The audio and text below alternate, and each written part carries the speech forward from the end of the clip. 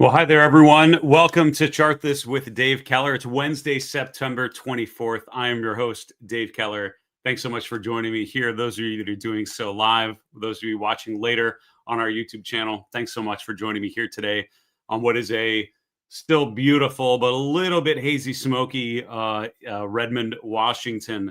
If you've not been in this area of the country very often, in the Pacific Northwest and other parts of this region have issues as well. Wildfires. I'm not sure where exactly this wildfire is located, and often can be hundreds, if not thousands, of miles away. But the fire and the smoke tends to drift for many miles, and so we live in a valley here east of Seattle, and so basically the smoke kind of gets in and kind of lingers a little bit. Happens. Depends on the winds and the, all the different conditions and everything like that. It's supposed to be dissipating a little bit here, which is good. But hope you guys are staying well and thriving wherever you guys are at. We had a great webcast earlier today. I hope many of you joined. I see some of the comments that those of you that did. Appreciate you joining me for Trend Following 101. Had a good discussion about sort of the three goals and how to identify trends, how to stick with them, how to get out before it's too late, and hope you appreciated that. Got a lot of great questions.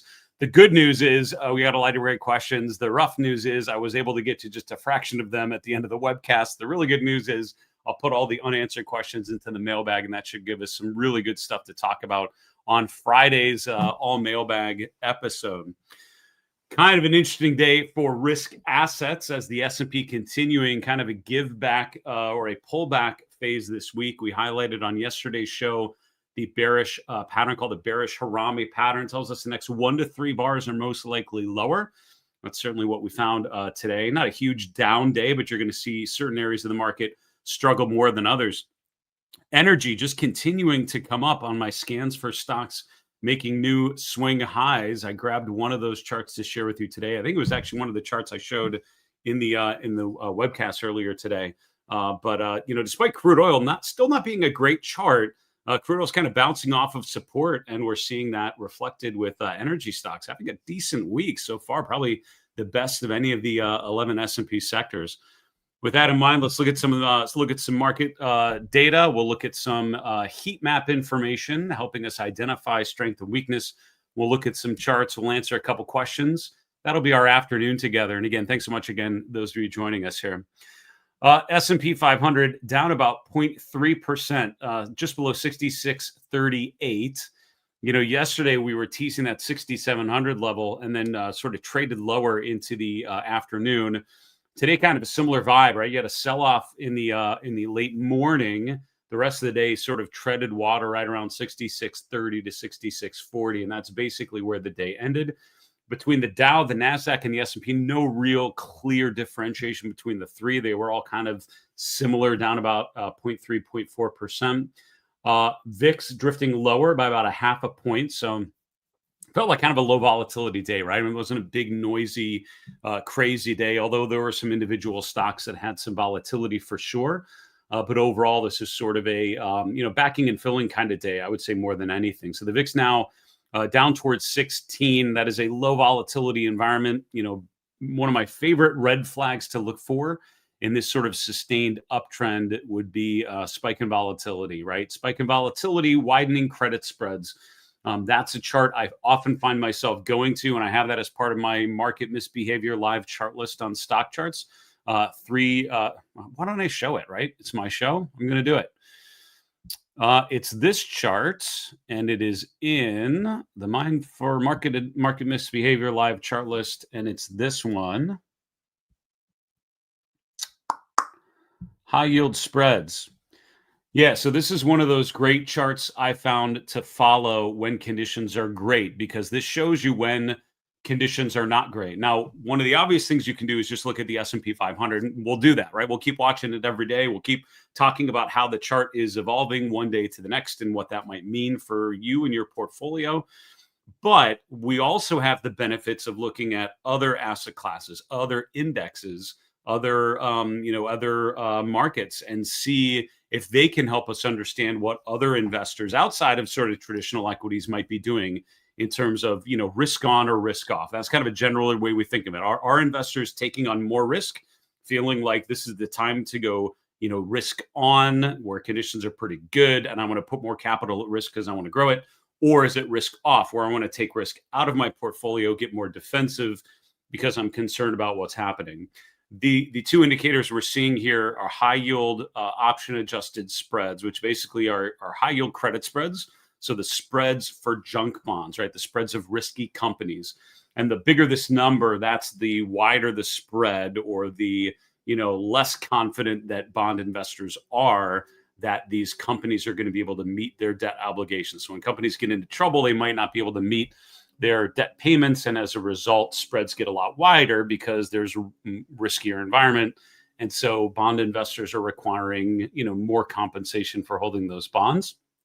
You can see spreads are actually quite narrow. We can see the volatility. This is the VIX, and these are both plotted inversely because they more closely match the pattern of the S&P 500. So volatility remains low. So spreads remain narrow. Volatility remains low. This is the chart to just keep an eye on, because at some point, volatility will spike as options markets are telling us that investors get nervous and placing, and anxiety is causing an increase in volatility. Spreads widening would mean bond investors are starting to see some risks out there and start pulling back on their risk. And those two things tend to happen when stocks are going to start selling off. And the bond markets in general tend to sort of lead the equity markets generally. Because bond investors are really good about detecting potential risks. The fact that spreads remain so narrow right now basically just tells you we're in a risk-on environment. So low volatility, narrow spreads, conditions are pretty good here. Let's see. Bonds, we can see that the yield curve generally drifting higher, 5-year, 10-year, 30-year points all pushing to the upside. The 10-year yield is around 4.15, 5-year point around 3.7%. Bond prices, of course, sort of trending downwards. The dollar up a little bit, almost, we'll call it 0.7% for the dollar ETF that we track. So rates, this is certainly something to be watching here, right? We saw going into the Fed meeting last week, rates have been coming down. The Fed obviously lowering the short end of the curve, but the long end of the curve more driven by free market forces, but that had been drifting down as well. Post-Fed meeting, we're actually seeing more of a steepening of the yield curve as rates are starting to pop up a little bit. Certainly something to watch. Looking at the commodity space, precious metals down, energy up. That's the way I would summarize the conditions here. Here's gold and silver. Again, kind of close to new all-time highs, both of them, but having a bit of a down day here today. The GLD down almost 1%. Copper prices higher, crude oil prices higher. So sort of these more industrial commodities doing quite well. And crude oil, again, I would say the chart of crude oil is still not great. I would not describe it as a great chart, but definitely a less bad chart, and definitely bouncing off of support. And that is a big part of the energy sector starting to come alive. And I'm seeing breakouts, right? When I scan for stocks making new 3-month highs, I'm seeing a bunch of energy stocks, right? Like PSX show up in the results. Kind of a different environment than when it was an all growth, it's sort of like a growth all stars kind of basket back in June and July. Crypto space back to improving a bit, right? Bitcoin had gotten down almost to 111,000. That's a far cry from 125,000, which has been the high earlier this year. Bitcoin currently trading around 113. We'll call it 600. And Ethereum price is just about 41.70. Both of those are up through the course of the equity trading day here today. All right, looking at the 11 S&P sectors, we can see energy up 1.3%. Utilities, number 2, up 0.7%. About the same return for consumer discretionary, up 0.7%. So you've got a cyclical sector, kind of a growthy defensive sector, utilities. And then the sector of Amazon, Tesla, and Home Depot, XLY, up 0.7%. From a sector perspective, 7 of the 11 sectors finished lower today. So this was not a great day in terms of sector breadth. Materials at the bottom, down 1.2%. Real estate, number 2, down 1%. Communication services, down 0.8%. So again, what strikes me on a day like today, obviously energy at the top of the leaderboard again, that was the same yesterday, right? On the downside, you see 2 of the growthiest of growth sectors, technology and communication services, both having kind of a rough day here. That's what you look for in this environment where we've had a growth-led bull market phase and a month dominated by growth over value and offense over defense. This week has taken on a very different sort of feel with some defensive sectors at the top, like consumer staples actually up today, although it's still not a great sector from any technical argument. Consumer discretionary is still doing quite well, but the other growth sectors at the bottom of the list. Breadth not great today, and you can see that on the New York Stock Exchange, almost a 2-to-1 ratio of decliners over advancers. Not as bad on the S&P 500, but still negative, with 56% down to 44% up. Mid cap and small cap breadth overwhelmingly negative. So the smaller you're looking today, the worse the breadth conditions. I mean, as we've talked, that's been probably the biggest detractor from the overall bullish trend in the markets. You always look for what's not confirming the uptrend. Breadth has not been good here in September. It's been very much speaking more to a growth-led, kind of mega cap-led bull market phase, which we've seen. The market can go up quite a bit with that. But the breadth so negative often says, as an equity investor, you're probably having some issues in your portfolio if you're in the wrong names, and those ones that are no longer participating in this uptrend. I did grab a breadth chart or two to walk through with you here in a moment. Looking at the Mag 7 and Friends, Tesla by far the best chart here, up 4%. Meta number 2, up 0.7%. Meta's an important one because we've talked about whether it can hold support, and I think the bear case from here, charts like Meta start to break down through support. And we've seen that a bit with some of these other charts that are looking less awesome. Netflix, for example, putting in a bit of a lower high. NVIDIA coming down again today after yesterday's what we call a bearish Harami pattern. Amazon, probably, one of the worst. I don't know if I grabbed this chart or not. I don't think so, but we highlighted Amazon on yesterday's show, closing below the 50-day moving average today, drifting a little bit further. And as this is something we, as an example chart, we talked about in our session on trend following. Right now, you determine when an uptrend is no longer an uptrend, and key thing would be weaker price, weaker momentum. These are the general things. Inability to hold support. These are all things that tell you an uptrend phase is no longer in there. We're checking a couple of those boxes. Certainly breaking the 50-day moving average is not a good thing. The RSI is literally right at my cutoff, right at 40. So we'll see if that's able to hold. But overall, certainly a vulnerable chart, trading to the lower end of what we've observed here over the last couple months. I think that's it for the market recap. That's how things played out today. As a reminder, you are welcome to throw questions, comments, whatever you like if you're tuning in live. I appreciate it. It's great to see an active chat as always. Please, as questions emerge, if you're watching the live stream on Facebook, LinkedIn, YouTube, or X, drop a comment on any of those platforms. I can see them all real time here on my live stream platform. I'll try to answer some questions along the way, maybe one or two at the end before we wrap for the day. As a reminder, we're planning an all mailbag episode on Friday. And if we don't get to your question on the air, we'd love to answer it then. If you're watching this later in the day on our YouTube channel or overnight, thanks so much for watching. Just use the comment section on YouTube. I read every question that comes in because I find it's just a really helpful way to track what kind of questions and thoughts you guys are all having, and helps me point and navigate the content in an appropriate way for all of you. All right, let's look at what we call the market carpet. This is a visualization on stockcharts.com, and there are other heat maps out there that I've seen and used.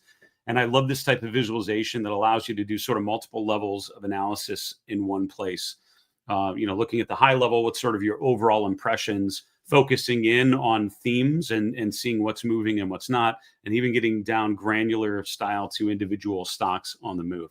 So not a great day, am I right? If you've watched this show enough, right? We look at this every trading day. You can tell the good days when there's just way more green than red. You can see the bad days, which are way more red than green. This is very much like a neutral, if not tilting slightly lower kind of day. And what I've learned, if you think about the real estate that is dedicated to each stock, the larger the box means the larger the market cap. So you can see the mega cap sort of Mag 7 names, which are the biggest boxes here, most on the left half of the visualization. Just not a lot of these are up, right? Besides Tesla having a pretty good day today, up 4%. I mean, second to that, you've got like Meta, which was less than 1%, but then the average in this group was kind of slightly lower. And I'm noticing in particular just the lack of participation in technology today. Apple, Nvidia, both down. Microsoft basically slightly higher. Broadcom slightly higher. Oracle down. So, as we go through the technology sector, just a lot of things giving back some of those previous gains here. In communication services, Alphabet, obviously a vital chart. Alphabet has been a standout name in September just for the euphoric rise, I would say, the exponential rise that we've seen as the pace has increased. It sort of broke above 200 in August and hasn't looked back until this week. You're starting to see a bit of a pullback. Pullbacks are normal, right? Even in a bullish trend, you're going to have pullbacks. That's kind of the normal ebb and flow within a trend. But what you want to make sure is that you use enough of a trend following discipline to make sure that you lock in those gains. So if the price would reverse lower, you're not sitting in some stock that's no longer working particularly well. Other things that stand out to me on the heat map, some of the general more greenish tinge in some of these sectors. Energy, of course, coming to the top of the list on the leaderboard. A number of stocks with some constructive patterns on here. I think some of these still have quite a bit to prove, right? And I think, you've got like PSXs making new 52-week highs. That's obviously quite good. Williams making a new high today. You have ConocoPhillips kind of charts and ExxonMobil. It'll still clearly below resistance, and I think still have more to prove. I'm interested. I'm compelled by charts like an EXE. I would still want to see a little bit more. It actually traded above the 200-day moving average, but closed back below it. That's after closing back above $100 a share yesterday. So big round numbers usually have meaning for charts like this. And so we can see EXE, and sorry, I just made the unadjusted chart. When you have a stock that has a higher dividend, it's good to unadjust the data. Stock Charts is one of those platforms that automatically adjust all the data for dividends, which generally is good for like indicators and for relative performance. It's better to look at things that way, I would argue. But if you're looking at price levels and moving averages, the unadjusted data is actually a better way of looking at some of those particular price levels. So that's something to keep in mind with a higher yielding name. You can see that actually traded right up to the 200-day, but has not broken above it yet. This stock above the 200-day all of a sudden is a pretty compelling reversal pattern, right? From a distribution phase to a consolidation phase to an accumulation phase. Nice push above the 50-day, RSI pushing above 50. That's all good. And I would want to see follow through above the 200-day. I think that could be pretty compelling there.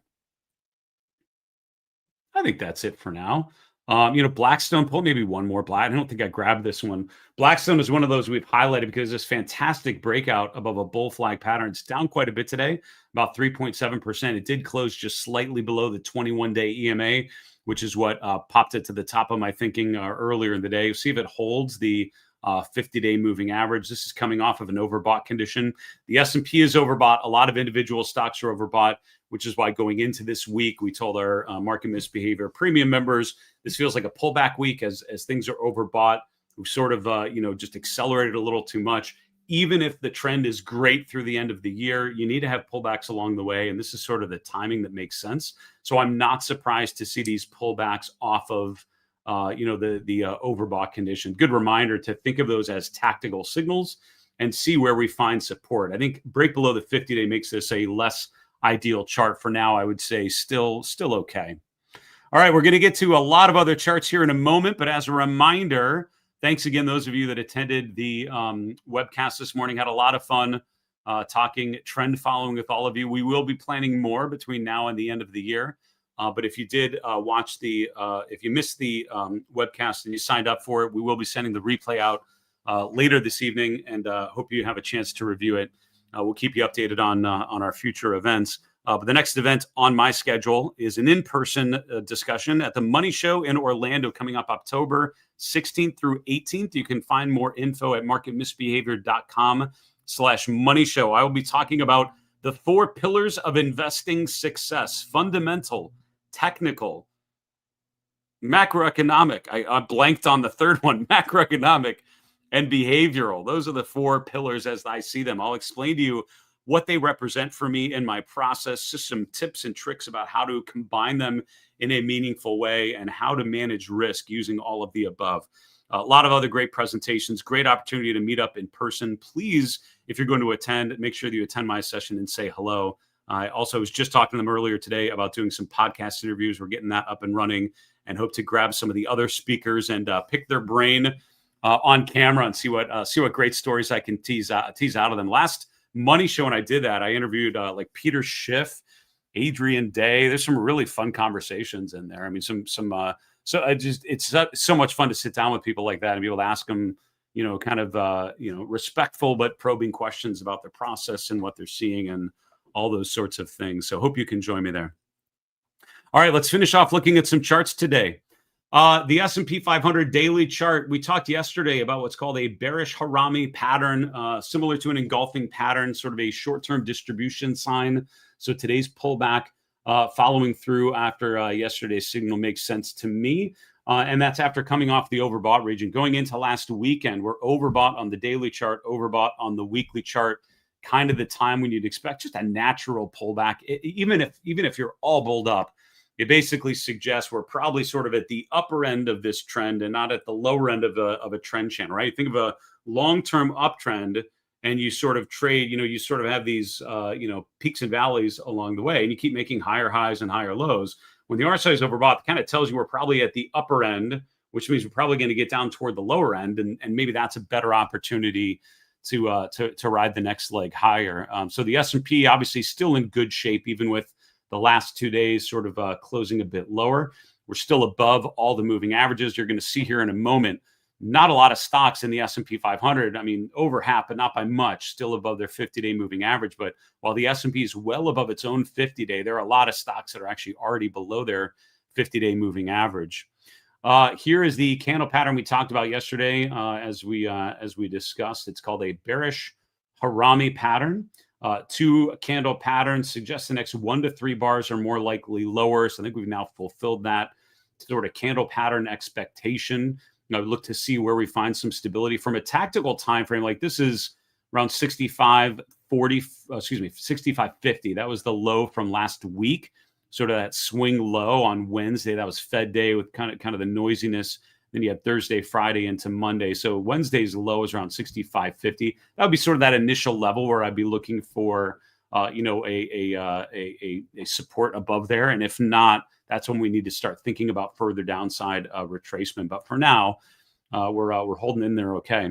I'll tell you what's not holding in there okay is the breadth, and that's one of the things we've been talking about quite a bit here recently. Is the market trend no longer supported by stronger breadth? Right here's the S&P 500 and the cumulative advanced decline line for the New York Stock Exchange. It would make sense that when the S&P is going higher, that stocks are generally going higher as well, right? This is just looking at how many stocks are up or down on a given day, and the cumulative line means you're just adding to a running total over time. So if more stocks go up than down, this line goes up. If more stocks go down than up, the line goes down for that day. And by looking at over time, you sort of get a trend in advances versus decliners. A healthy bull market phase, you want new highs in price supported by new highs in breadth, because that tells you that stocks are going up as the index is going up. But if you look, the advanced decline line in the New York Stock Exchange made its most recent all-time high in mid-July. A couple weeks ago in mid-September, we actually just retested that peak from July. And now over the last 2 weeks, we're rotating lower and actually breaking below the 50-day moving average. So again, is that a horrible pattern? I mean, not yet. I would think of it as generally neutral. The fact that we're getting back below the 50-day moving average. But what's striking to me is what the S&P is doing versus what the breadth is doing. And, generally these should be moving together. And certainly in a bull market, you want to see the advanced decline lines improving as well. We're not seeing that. This is kind of, okay, the small cap and mid cap breadth looks a lot worse. The S&P breadth looks a little bit better, looks closer to the chart of the S&P 500 itself. So what this is telling you is that even though the S&P on a nominal basis, right, is going up, right, the value of the index is increasing, it looks more and more like it's a relatively small number of huge companies that still are doing fine that are keeping this index sort of bolstered higher, which is why the NASDAQ is also making new all-time highs. But the breadth deteriorating tells you there's a lot of stocks that don't look so much like the S&P 500. We can see that here in the percent of stocks above their 50-day moving average. I mean, it's not horrible. It's just not going up, right? So while the index is going up, every new high since the end of June has been marked by less stocks above their 50-day moving average. And again, that doesn't mean that the S&P can't go up. It obviously can and has since the end of June. But what it just tells you is that a lot of stocks, again, more and more stocks just don't look so much like the index itself. And often what happens when there's this disagreement is the weaker breadth starts to really create problems, because the issue is, what if those mega cap names start to fail? What if Meta starts to break down?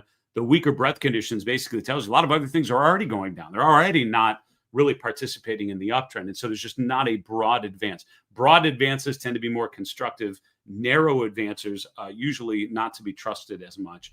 So still over 50% of S&P members above their 50-day moving average, but not by much. And again, the S&P itself is well above its 50-day. A lot of stocks are actually already below it. Concerning conditions here, I would say, in terms of breadth support. Oracle, an important chart. We've highlighted this week some of the mega cap names, some of those sort of Mag 7 types of stocks that have pulled back a little bit here in recent weeks. And just thinking about key levels, I'm looking at this chart. It's the 290, 295 kind of range, right? We had this big gap higher, and then we sold off of it, pulled back for 2 days. We found support just above 290.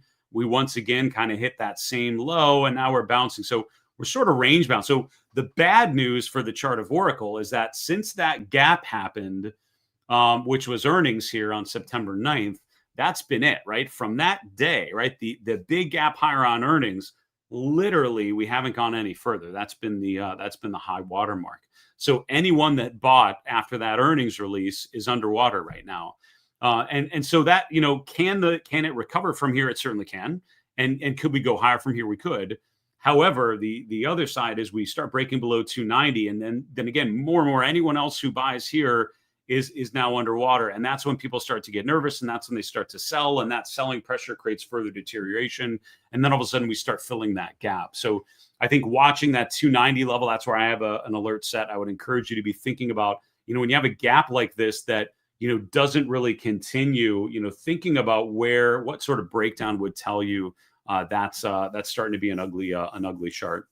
First Solar has been a pretty decent success here, although today was what we call a shooting star candle, which is the open and close near the lows of the day. I'll show you that here in a second. But I mean, overall, this is a pretty constructive trend, kind of breaking out, pullbacks to the 21-day EMA. Generally the RSI in a constructive range above 50.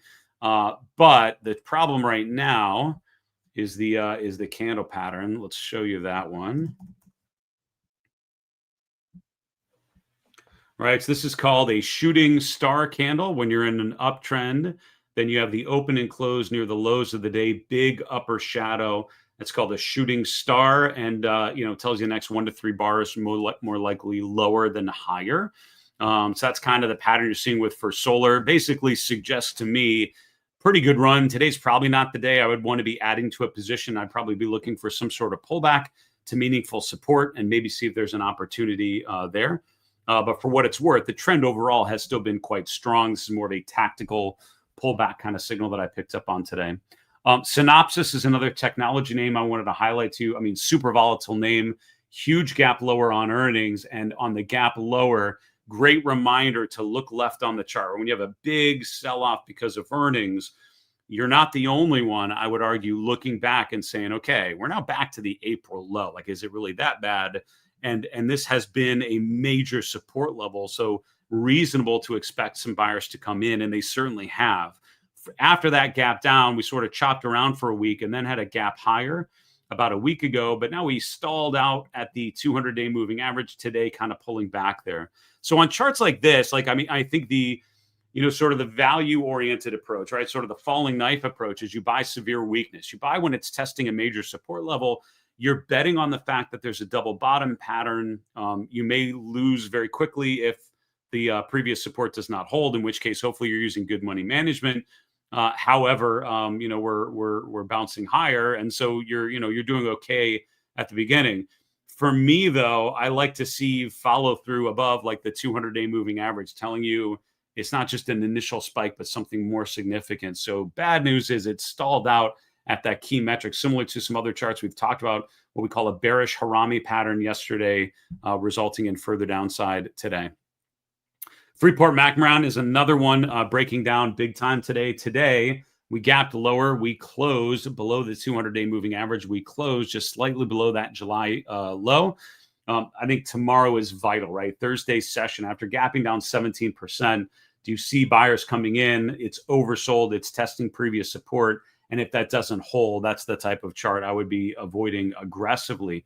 The bad news for Freeport-McMoRan, it just never quite got above that July peak, right? So sort of rallied back up after bouncing off the 200-day, but just never followed through. And now today, we're all of a sudden back down to the lower end of this range that we've been in. So kind of at the point where you would need to have support here. Otherwise, there's just not a lot going back down to the April low. And I'd probably be moving on to greener pastures, I guess. Speaking of greener pastures, which is ironic because this is not a green energy company, but a traditional energy stock, Phillips 66, PSX making a new 3-month high. I scan often for stocks making new 3-month highs just to be familiar with those names that are starting to break out a bit. Seen a bunch of energy stocks on there this week. PSX is one we'll highlight today, breaking above the previous swing high around 135, right? So you had this high in July, retesting that high here in September, and then today finally breaking out. Would love to see some follow through tomorrow, but overall, nice up day on a day when the markets overall were weak. This, oil prices pushing higher this week, certainly helping with some of these names and causing some constructive price patterns. Again, market doesn't care whether you think energy stocks should be working. And I'm a big fan of thinking less about that and thinking more about what are the charts telling me. If the chart deserves to be in your portfolio, it deserves to be in your portfolio. All right, let's take a question or two and see what's going on here. Port Royal, what's the, thanks for watching. What's the bull case? And I love the Monopoly logo. That's awesome. Big fan. Well done. What's the bull case in the face of all these headwinds? Yeah.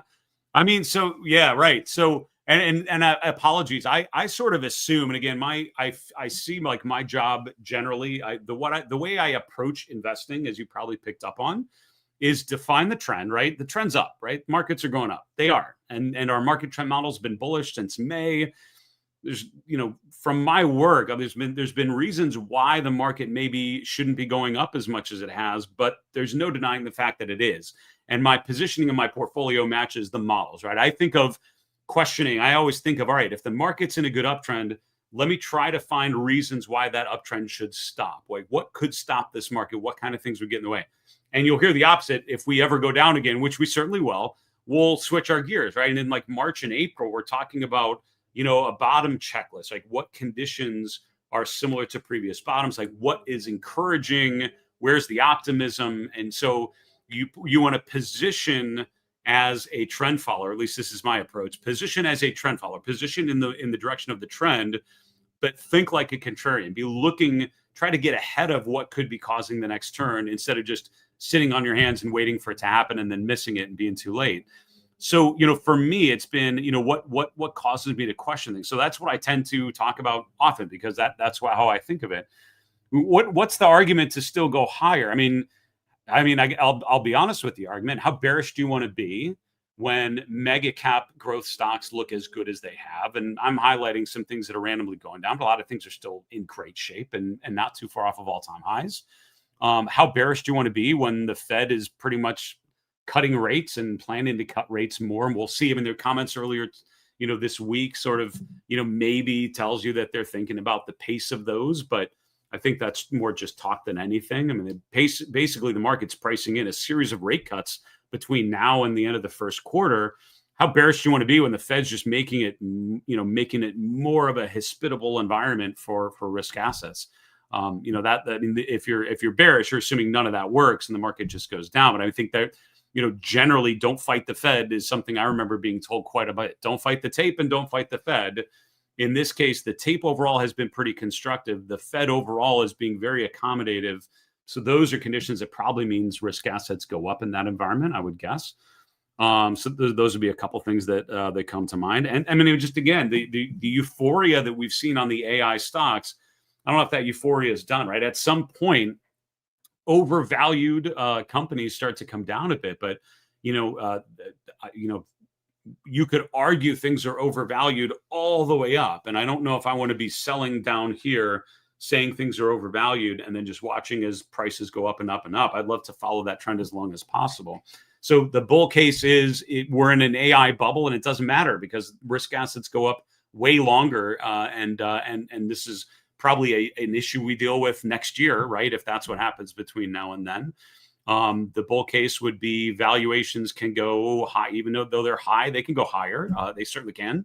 Investors don't get too nervous. Fed's lowering rates, money's cheaper. That's pretty good. That's good liquidity for the markets, right?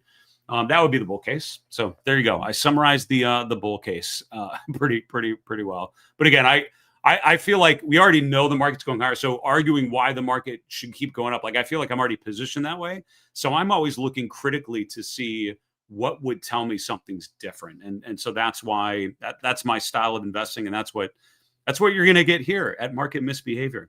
Richard, thanks as always for watching. We'll take one more question here. David, comparing the RSPD to RSPS to the SPX offer insight into the real market structure. Yeah, I mean, this is one of my favorite ratios. This is the offense to defense ratio. It allows you to, compare and contrast offense versus defense. Just thinking about how investors are positioned. This is a chart I've used for many, many years. I've talked with a lot of people about doing versions of this. My, inspiration for using this regularly came from Bill Doan, who he was my predecessor at Fidelity, ran the technical research team there in the 1970s, navigated that, firm and the portfolio managers at the time through the 74 low into the early 80s. And just a fantastic technician. I was thrilled to be able to spend some time with him before he passed away and just pick his brain on how they approach things and just thinking about how I could apply some of his methodology to what I was doing. And one of my favorite takeaways from conversations with them, just thinking about market leadership and just how they would always be looking for signs of leadership rotation. And they had a version of this chart. I mean, a completely different set of indexes and a bunch of things that aren't around anymore because it was back in the 70s. We've got a lot of different data now. But it was the idea of looking at offense versus defense, looking at things you want versus things you need. And the logic of that makes sense to me. The performance of this ratio is pretty good. So it generally goes up in both phases. And when it doesn't, you probably want to get out of the way. So, from August of last year through January of this year, the equated version is the bottom panel. Those are the two that you asked about. It really into the February high, offense outperforming defense tells you conditions are good. From February to April, offense underperforming defense as investors are getting more defensive. So just recognizing that turn from outperformance or from, offense performing well to defense performing well is super important. And then the turn, right? At the beginning of May, you see this ratio by then, really starting to rotate higher. And I think that rotation back into offense off of the April low was swift, but recognizable. And then from there, it's been pretty consistent about offense outperforming defense. The equal-weighted version is the one I prefer because it kind of takes the mega cap overweight out of the picture. Just helps you focus on those sectors and some of the companies that are in those sectors. And generally speaking, offense is outperforming defense. Get nervous. Again, same question as before. How bearish do I want to be when offense is outperforming defense like this? The answer is not much. But I would also tell you the reason, what I've learned as a technical analyst is to follow this chart because at some point it's going to turn. You could make the argument in like February, this chart's going up. How bearish do I want to be? Fair point. But you also want to be vigilant and don't become complacent because it's going to turn. And don't miss out on the great benefit of technical analysis was when the conditions change, the charts change. So if you keep watching the charts and hopefully you continue to watch Market Misbehavior and what I'm doing, I will share with you as the charts evolve, but keep an eye on it. And that's why we continue to watch charts week in, week out. Folks, thanks so much for joining me here today. Thanks for the thoughtful questions. I have a couple of these I didn't get to that I will throw into the mailbag, which we will get to later this week. But in the meantime, have a fantastic evening. Be well and stay safe. And remember, it's always a good time to own good charts. Have a good night, folks.